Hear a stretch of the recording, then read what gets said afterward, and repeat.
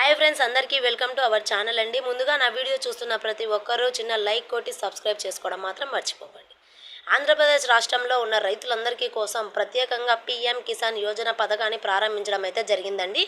ఈ పీఎం కిసాన్ 19వ విడతపై కీలక అప్డేట్ అనేది వచ్చిందండి. ఇప్పుడు ఆంధ్రప్రదేశ్ రాష్ట్రంలో అయితే 2025లో ఎంతో ప్రతిష్టాత్మకంగా ఈ స్కీమ్ అనేది ప్రవేశపెట్టడం అయితే జరిగిందండి.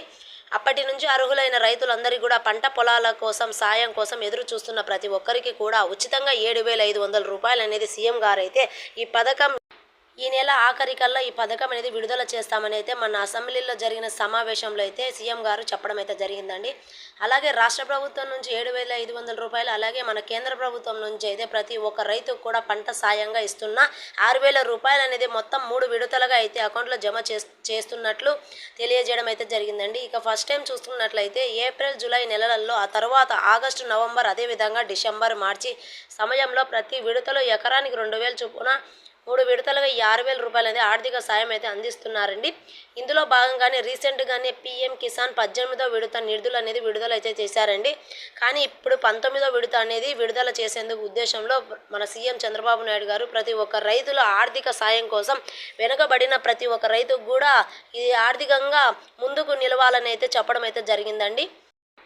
ఈ నెల మార్చి 31వ తారీఖు నుంచి రైతుల ఖాతాలో డబ్బులు అయితే జమ చేయడం అయితే జరిగింది. పంట సాయంగా 2,000 రూపాయలు రైతుల అకౌంట్లో వేయడం కూడా జరుగుతుందని చెప్పడం అయితే జరిగింది. ఇప్పుడు అందరూ దృష్టిలో పెట్టుకొని పీఎం కిసాన్ 19వ విడతపై దృష్టి పడిందండి.